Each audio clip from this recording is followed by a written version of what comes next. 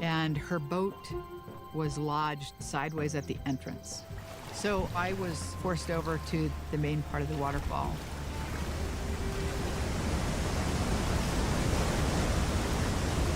I mean, I knew it was not going to be good.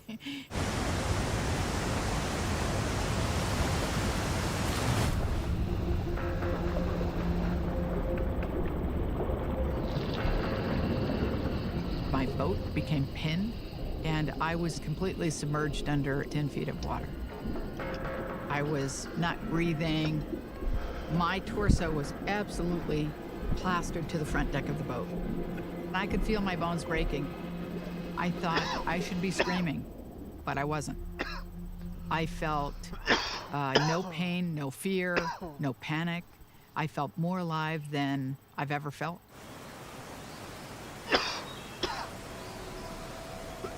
I could feel my spirit sort of peeling away from my body, and my spirit was then released up to the heavens.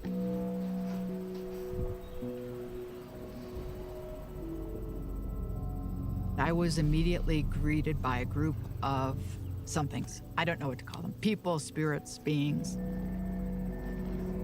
I didn't recognize any of them, but they had been important in my life story somehow, like a grandparent who died before I was born.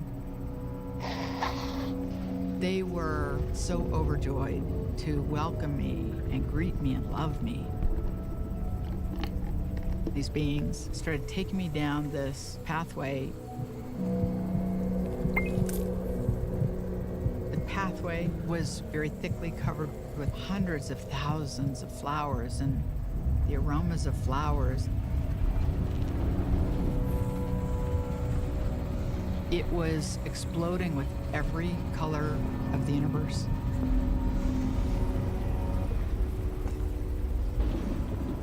There was an absolute shift of time and dimension. I experienced all of eternity in every second, and every second expanded into all of eternity. The pathway went to this great dome structure. I believe I was in heaven, God's world, whatever you want to call it. I had an overwhelming sense of being home.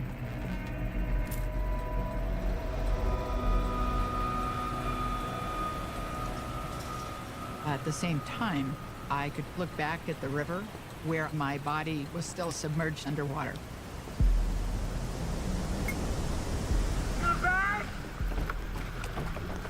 The group of kayakers kept trying to get to me, but they were never able to do it. And after maybe 15 minutes, they had given up rescue. They had really shifted over into a body recovery mode. One of the guys saw my life jacket pop up downstream and thought that maybe my husband would want it. As he got that, he felt my body hit his leg. So he reached underwater and was able to grab my wrist. My body was bloated and purple, and I had fixed eyes.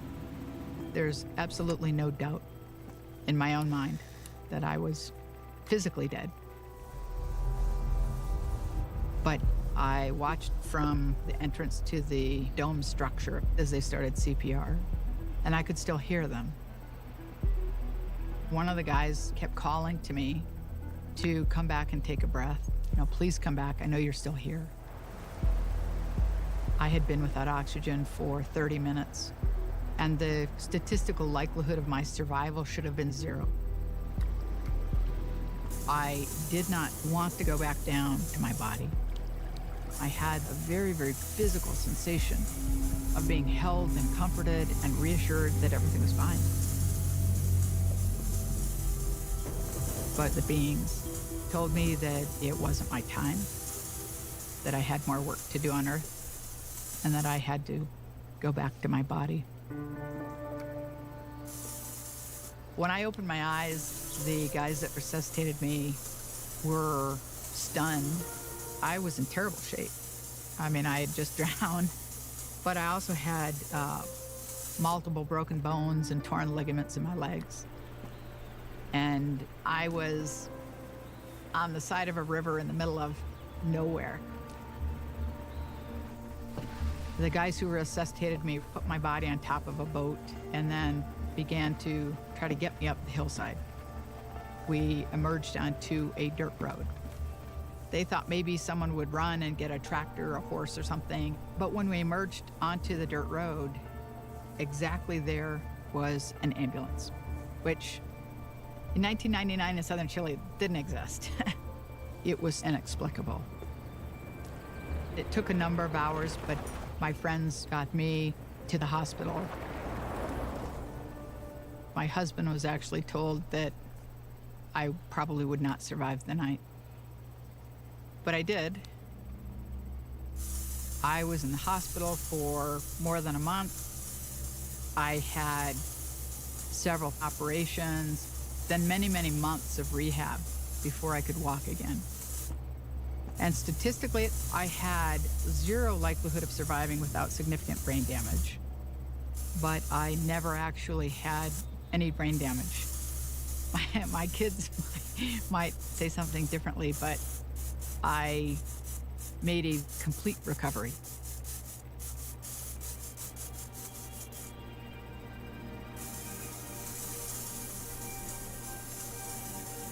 As a physician, I'm not really in a crowd of people who want to talk about things like near-death experiences.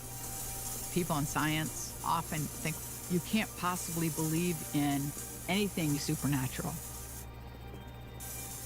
When I went off to medical school, I would have defined death as death, meaning physical death. But my near-death experience, and then what happened to my son 10 years later, changed my definition of death significantly. I don't believe that we know everything.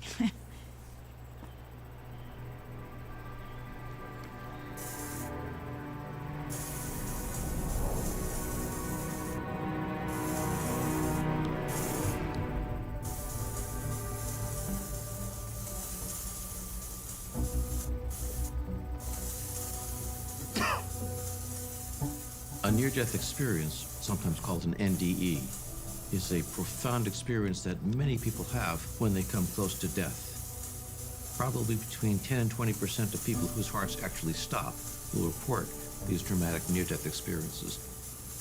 Here at the Division of Perceptual Studies,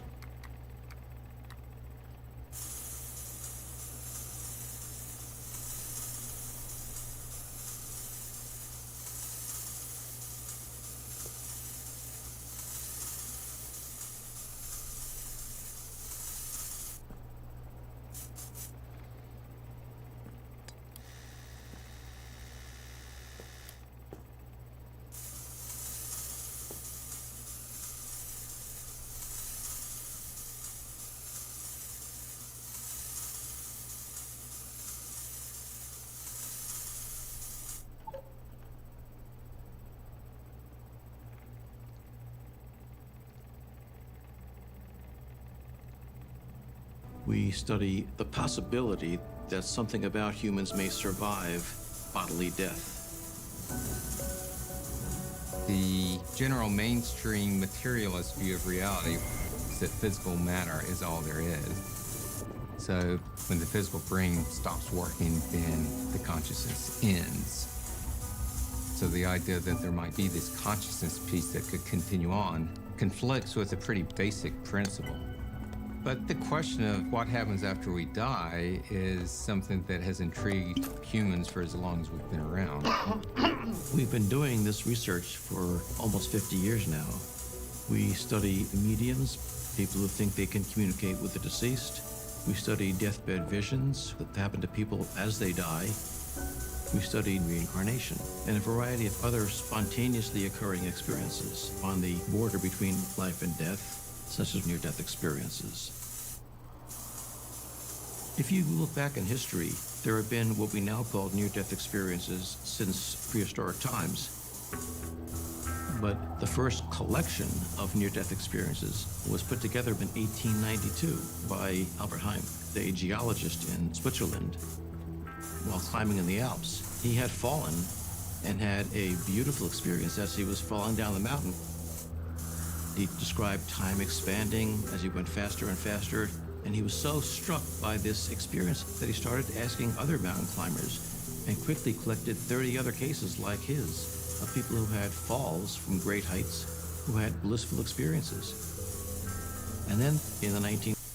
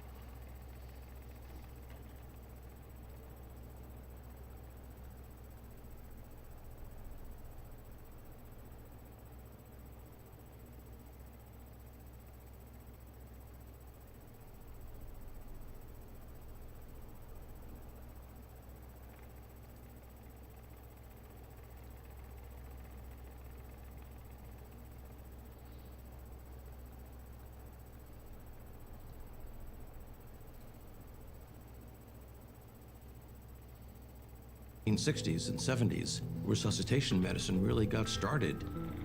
External chest compression is the best rescue technique for artificial circulation. Which means we were bringing people back from the brink of death in larger and larger numbers. Many people came back and reported these blissful experiences in which they left their bodies and traveled to some other realm. Patients say they become aware of what's described as a tunnel, a passageway, a portal, and they go into this tunnel, and when they come out into a very brilliant, warm, loving, and accepting light. In 1975, Raymond Moody wrote his book, Life After Life, which caused many people, myself included, to take near-death experiences more seriously. When Raymond Moody's book came out, I thought that near-death experiences were rubbish, had to be. And they occurred in the United States, in California, and that's the end of it. Would it ever cross to England? No, we're far too sensible to have experiences like this.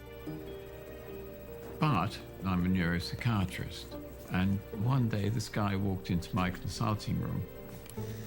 He just had the cardiac catheter go wrong, left his body, watched the resuscitation process, and had a full near-death experience. And so there I was, confronted. Did I believe or did I not?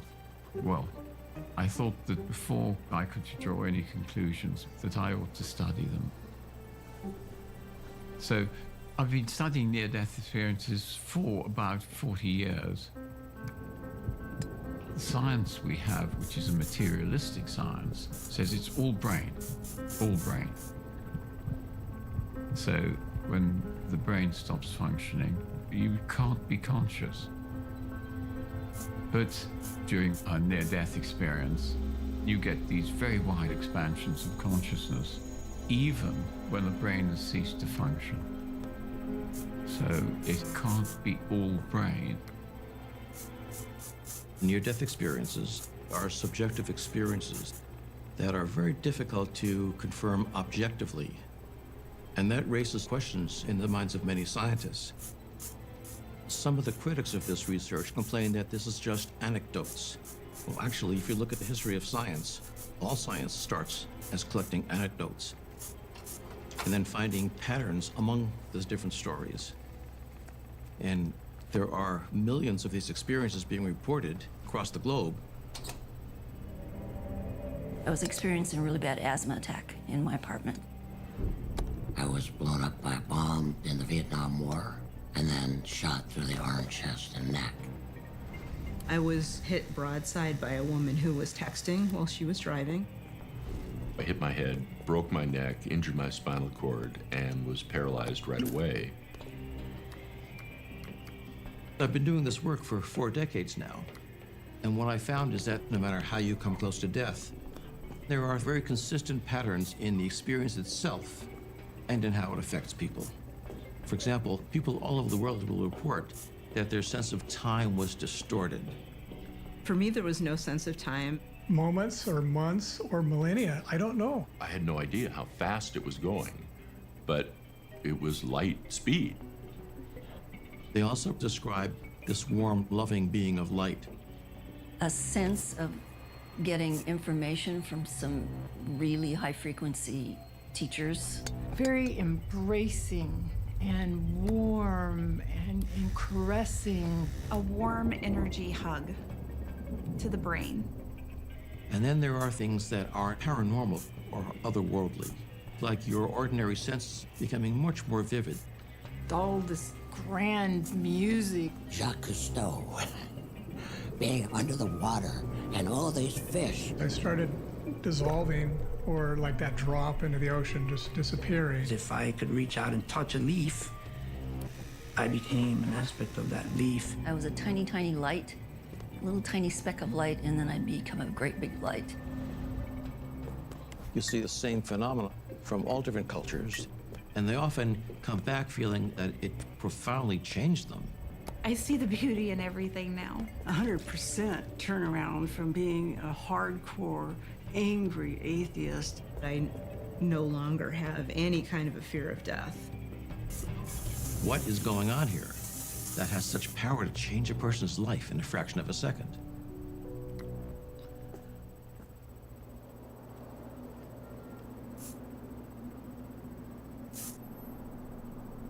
Hi, everybody. This is the Seattle International Association for Near-Death Studies. How many people here, by show of hands, have had a near-death experience?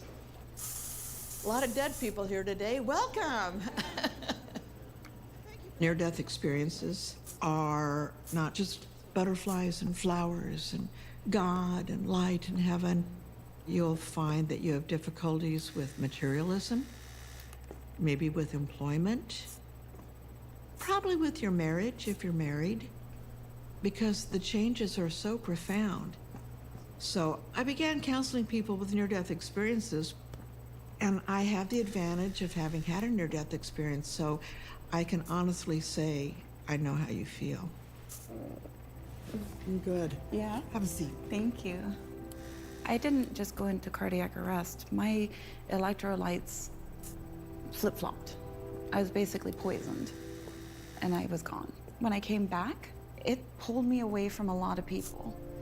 It's hard to even talk to my husband because I feel that somebody is going to bring a straitjacket and throw away the key. Because what I used to know is not what I know now, and I'm having a very hard time with it. Yeah, feeling crazy, I'm validating you, is part of the adjustment because everything gets so mixed up. You died, you had an experience, you came back, and now you have to live in the same world, but with a completely different point of view. And it's so hard when everybody else's point of view hasn't changed. Seattle Alliance is a place of comfort and hope, validation and support, and I hope attending here calms your heart and your emotions and reminds you that this is a very temporary situation, life. People attend Seattle Alliance because they've had a near-death experience. People come because they're grieving and want to hear that we go on. And then people come just to hear it's real, it really happened, and it's happened to millions of people. My experience started, incredibly enough, on a Wednesday evening, and it was Thanksgiving coming up the next day, and we were running some electrical lines and some poles, and I was up on a bucket truck. We kind of said we could save a couple of hours if I stay up on the bucket and you just maneuver the truck from space to space. I hit the side of the bucket and I broke all my ribs on my right side.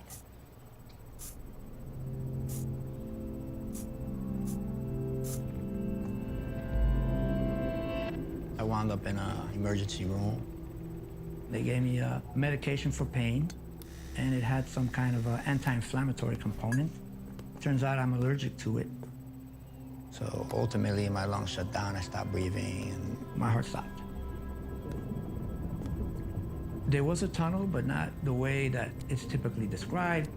I kind of fell into it. And what I saw was just color wrapped all around me, so I was completely integrated into it. And I could hear this color talking to me. Millions of voices, this chatter. Then I look down, and I see the ocean. And then I notice a man in the water. He's about knee deep. And he turns around suddenly. And the biggest surprise of my death, my new life, was that it was my father.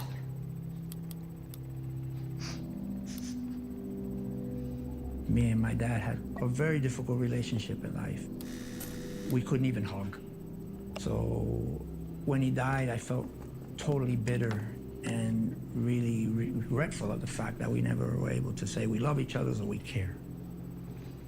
So I'm looking at him here in his face, and I'm saying, oh my gosh, this is my opportunity, my second chance to make peace with my dad. Something that I could never do in life. So we hugged.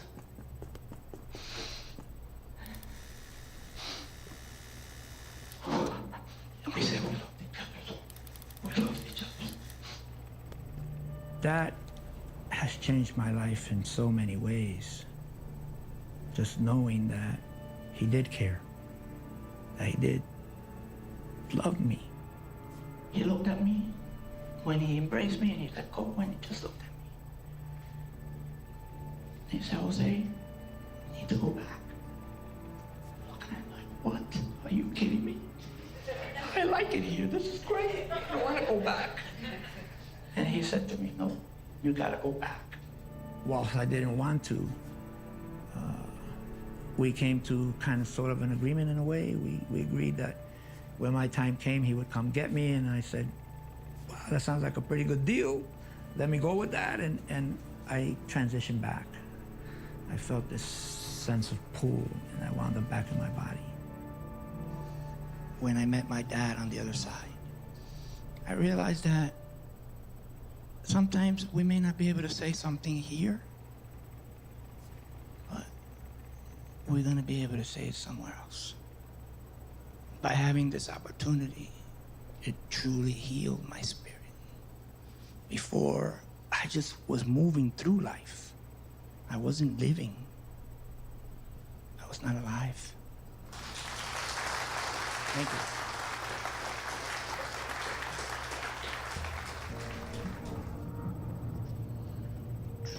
There have been a number of medical explanations that have been proposed to explain what causes near-death experiences. And I'm all in favor of that. Being a doctor, I want to understand what's causing these things. Unfortunately, I don't think any of the explanations we've come up with so far help us very much in trying to understand things. Some have said drugs given to people as they're approaching death may cause near-death experiences. And what we find is that the fewer drugs people are given, the more likely they are to report a near-death experience. That the drugs tend to inhibit the near-death experience rather than causing it. People also suggest lack of oxygen to the brain. And that's appealing because no matter how you come close to death, lack of oxygen to the brain is the common factor. However, we know from decades of research what happens when you get lack of oxygen. People can become frightened, become belligerent, become terrified of what's happening to them, very much unlike the calm, consistent, almost blissful experience of a near-death experience. I'm frequently challenged by people who say, okay, he's had a cardiac arrest, so a little bit of brain which is working, which you guys have all missed. But this says that they don't really understand what consciousness is.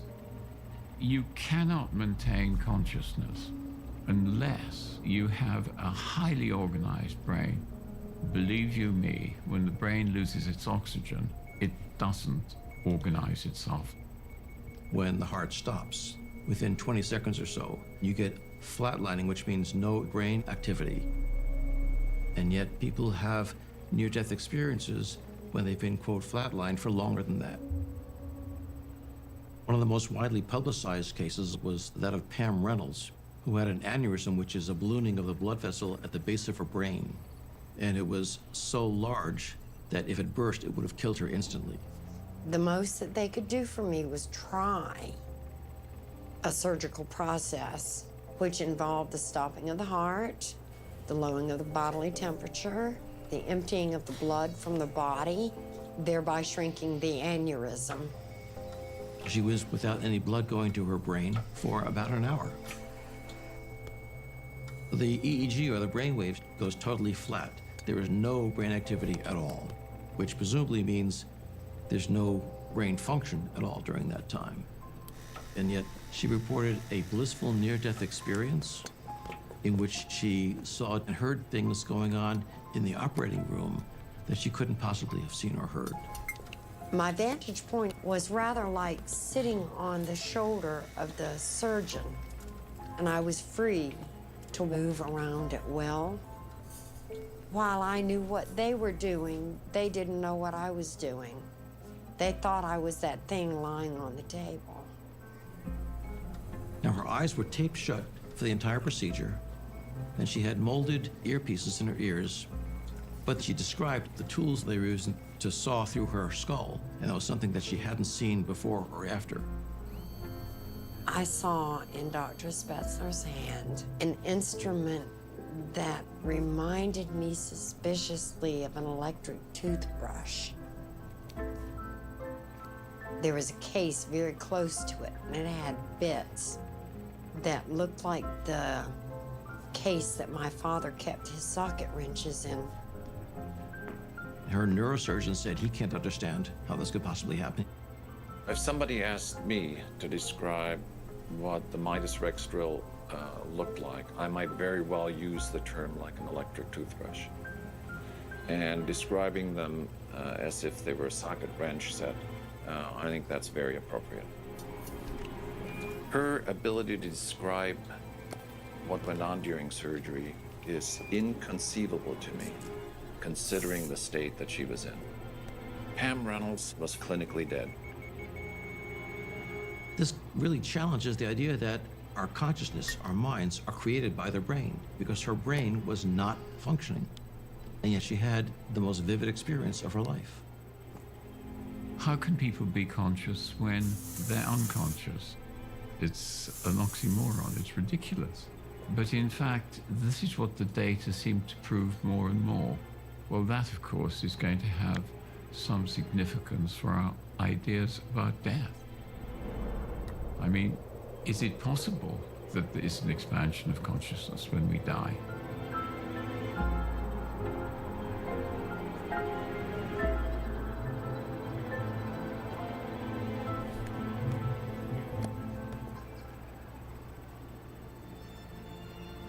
When one survives something so catastrophic as death, there's a gaping hole in your soul. Inside, you feel like crumbling, and you wonder, how do I make sense of it? When people talk about near-death experiences, they talk about it being so pleasant, but it was not the case with me.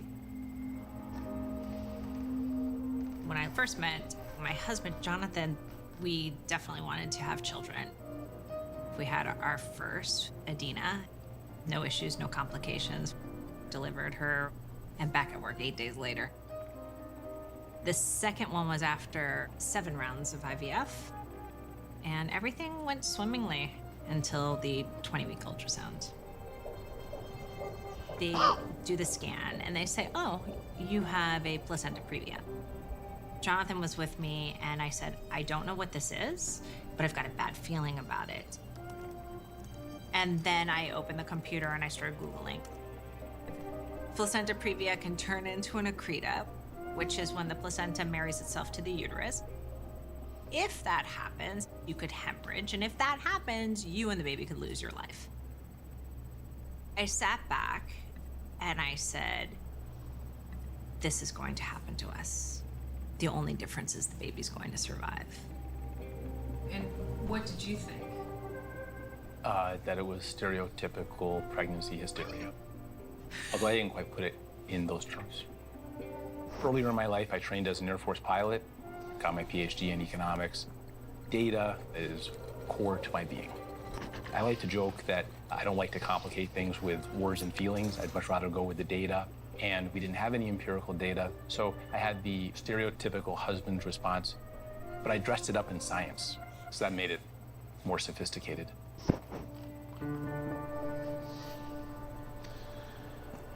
It was so difficult trying to communicate about feelings and this foreboding when I didn't have something tangible to show. I told Jonathan, I do not know what to tell you other than the fact that I've got this intense feeling around this, that something bad is about to happen. I mean, if you saw me in Starbucks and you said, oh, how's the pregnancy going? I would literally say, I'm going to die. And my premonitions kept coming. I was walking in the park. I saw a dry fountain. In mind's eye, the fountain was flowing, and all of a sudden it turned to blood. And I felt my body hemorrhage. I called Jonathan. I said, meet me at the emergency room. He's frantic about it. Doctor's examining me, and they're like, no, you're actually fine. Jonathan's like, okay, it's a false alarm. And I'm like, no, this is a warning.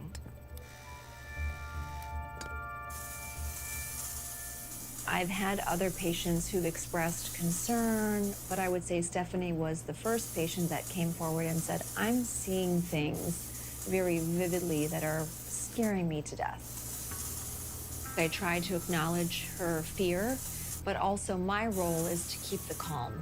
So I was concerned, but I wasn't necessarily panicked. The day that I go into labor, I was in the kitchen giving Adina breakfast. All of a sudden, blood went everywhere. My nanny was here, and I said, let's get in the car. She jumped in the driver's seat. I said, get out, I am driving. And she's like, are you crazy? You're bleeding. I'm like, I've had many premonitions. Dying in a car accident was not one of them.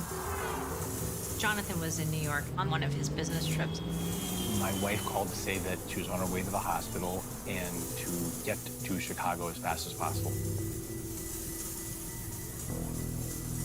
I was acutely aware that it was the day I was gonna die.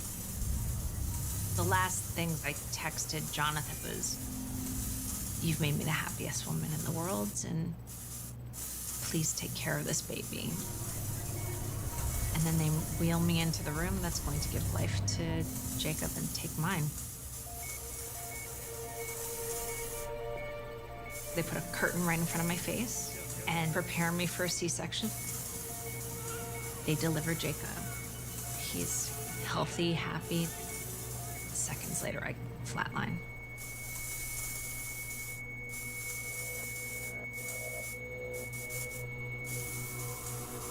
Everything came into a 3D movie, and I could actually see outside of my body. My point of view was above my body and next to my body, and I could see everything that was going on in the operating room. I see the anesthesiologist by my feet. I see which nurse jumped on my chest to give me CPR. In this other dimension, spatial relations break. There is no ceiling. There are no walls. Everything is just moving around in so many different directions. I saw my daughter in a completely different part of the hospital with our nanny. I saw what my husband was wearing when he got off the plane. And then I see spirits everywhere. My grandmother, who had passed when I was 10 years old, my mother's brother also appeared. The last thing I heard was Julie, Dr. Levitt, saying, this can't be happening, this can't be happening. This was about as serious as it gets. Stephanie was having an amniotic fluid embolism. Many patients will die from this condition because they bleed to death. And I, with my hands across my chest, with my gloves on, looked up and I said, under my breath, this cannot be happening. She called it. She knew that this was going to happen. After I heard Dr. Levitt, there was just this pulling in my stomach, and then I was back in my body.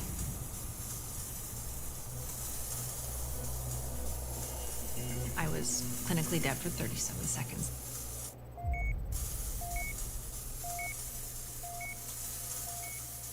I was in a medically induced coma for 6 days. I had kidney failure. I had to learn how to walk again. I had to learn how to talk. It took me a long time to physically recover. When I was clinically dead, I knew that something extraordinary had happened. But ultimately, I had to go to the people who were present that day to validate it. Stephanie and I met to talk about what had happened that day. I almost couldn't breathe. There was absolutely no way that she was aware of who was standing to her left, who was standing to her right, what I said, what other people said in the operating room. It makes me believe in more than just what we know as art and science. My medical mind turns more to a spiritual place, which I don't think I was ever really aware of in the past. It was a very real lesson that day.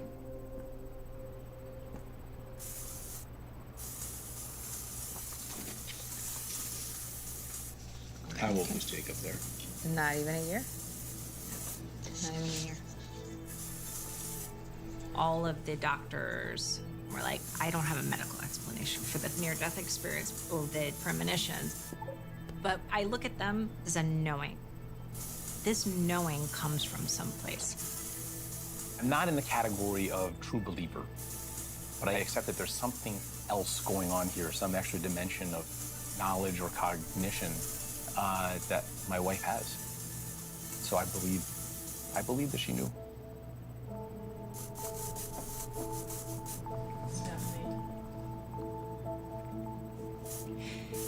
It would have been much easier to go along those 3 months prior to flatlining if he had said that. I just felt I wasn't believed by the one person I need to believe me, by the one person who matters. Everybody else can call me crazy and hormonal and stressed out and everything, but it's the one person that I needed to protect me. And it was hard. All of us who are researchers or scientists, professors, academics, and the like, are engaged in research because we don't know everything. And what this is telling me is that there's, whether it's God or spirits or some sense that we have that is not yet identified, there's something like that that was operating here.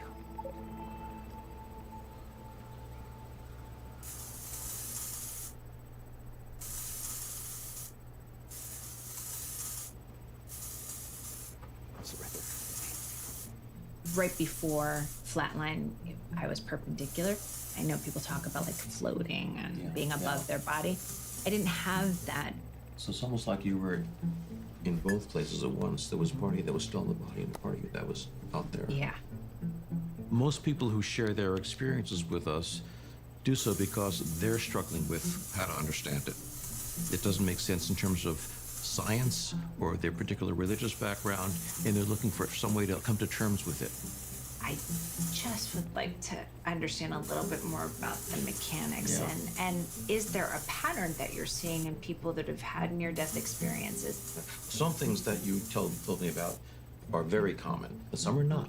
Frankly, the premonitions that came before it are not common. It's more common to have these premonitions after the experience. What struck me most about Stephanie's experience is she was having premonitions about dying for months before it happened, and these were not imaginations, they were things she could not deny. There are all these things going on around us all the time that we sort of block out. It's like our brain has a filter that filters out things that don't help us get along in this world. And when something like a near-death experience happens, that opens up the filter. The door's been open for you. And once it's open, it's hard to shut it. My visions and my premonitions have become more intense since my near-death experience. I believe it's a blessing, but spiritually it's a challenge because I see things that people don't see a lot of the time. Most of the visions I get are from complete strangers, just people who are in my line of sight. I feel like I'm gonna have a heart attack, but I know it's not mine. We all have this ability to perceive things, especially danger. We just don't take it seriously. What do you suggest to those who sit in this chair across from you and explain their near-death experiences? What do you normally advise them? I can just tell you what I've learned from thousands of people who've sat in that chair and talked to me. And what seems to be most comforting to them is knowing, one, you're not alone. Many people have had near-death experiences. And if we can't understand it, we can at least have faith that there's a purpose to it. And you don't have to be in control of it, because in fact, we're not in control of it. Something else is. Thank you. I used to be more easygoing before this all happened. I used to laugh more. And I used to not take things so seriously. I think Jonathan misses that part of me. I think I'll be asking questions, probably until the day I die, again.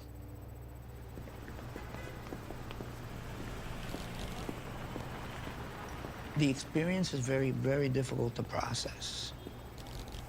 The dying is very difficult.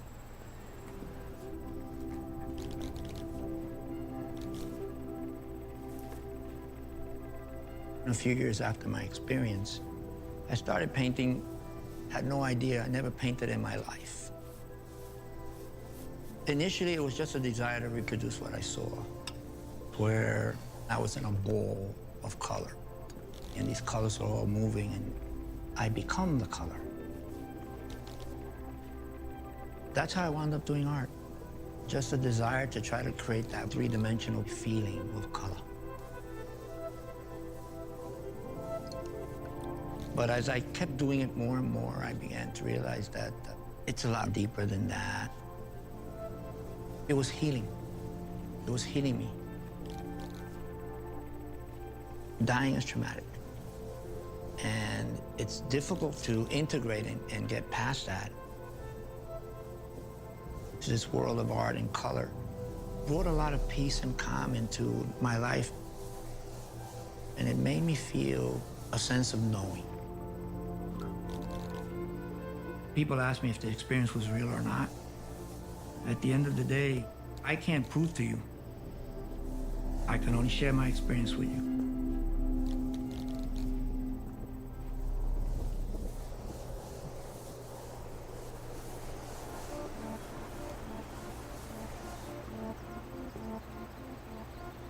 I had more motivation than any other person on this planet to disprove my account.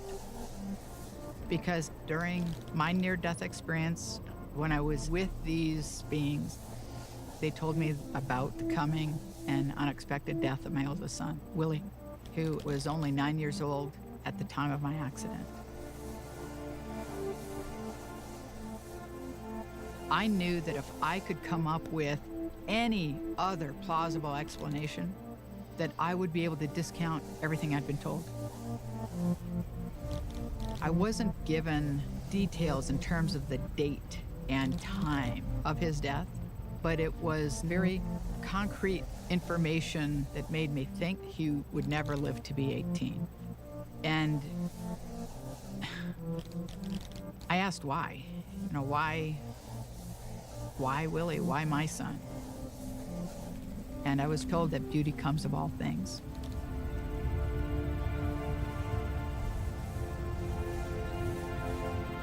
You can imagine how difficult it was to wake up every day wondering if that would be the day that my son died.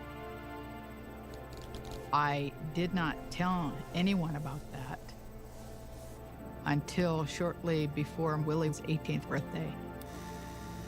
We were at a ski race, and I knocked on Willie's hotel room door at about 4 in the morning and told him.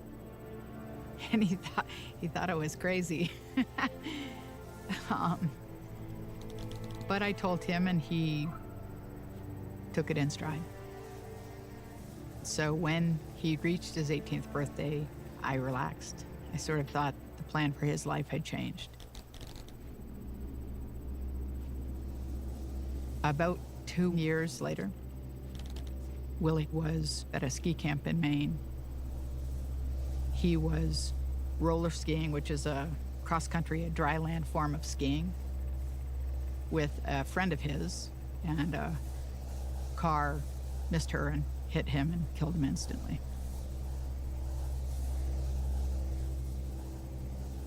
The world stopped.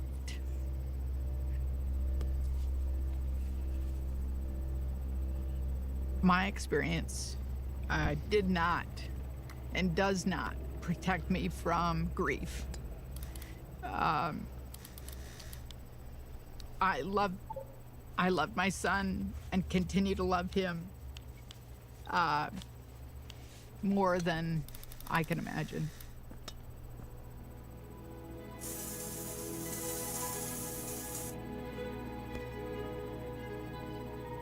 But my near-death experience changes how I understand death. Death is not the final word, and it's not the end. Death is just the physical loss. I know my son is somewhere. And I know that I'll see him again.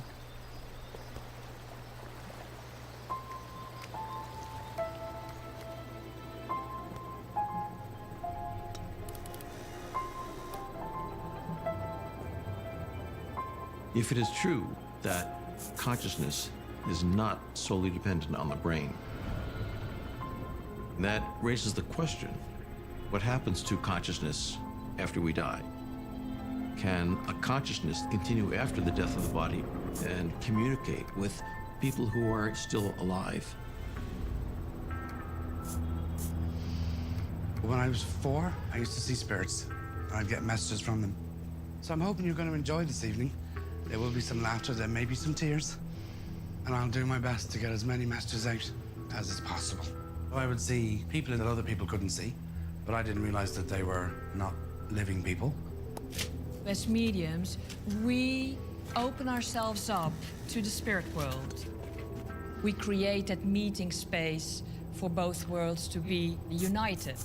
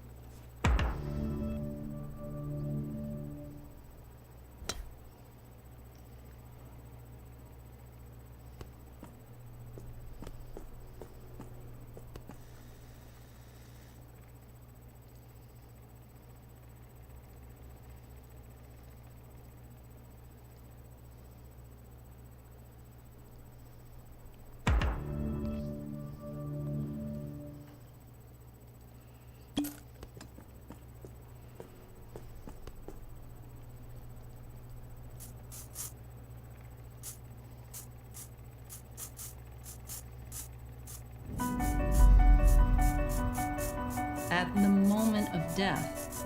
Are we actually just dead, or is something else going on?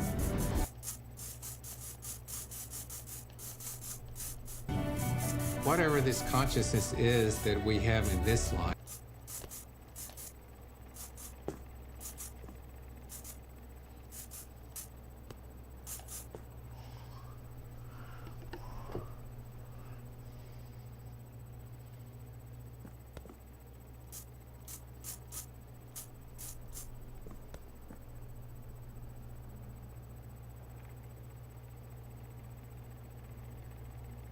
it was also there in another life before. It's not do we believe in ghosts, but the fact that we continue to report them and see them. There are things that science can't test, but it doesn't mean they don't happen.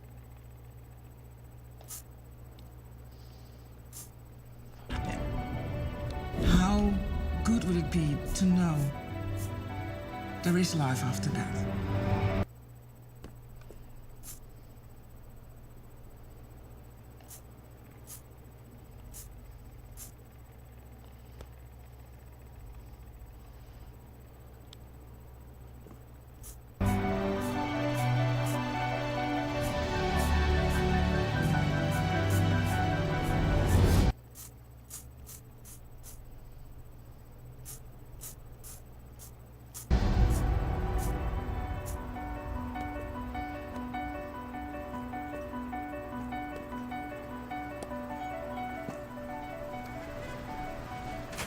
Hi there, how are you?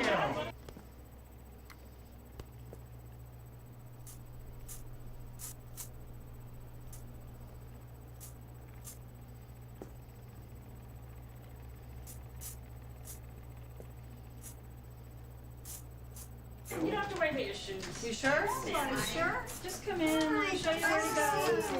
Hello. Good to see you. Hi, Sue. How are you? The question of survival after death is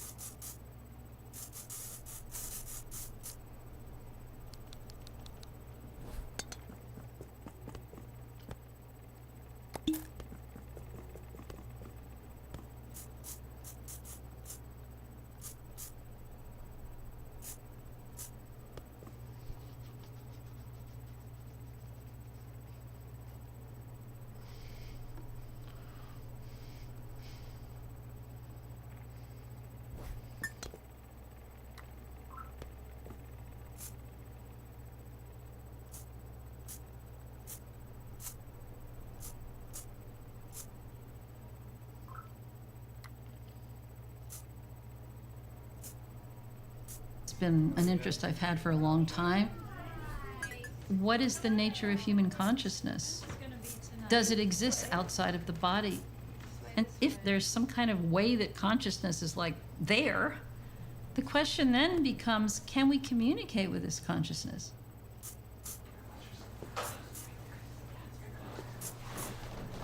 So, okay. Hi, everyone. Hi. I'm Sandra. I tend to speak very fast. You can ask me to slow down.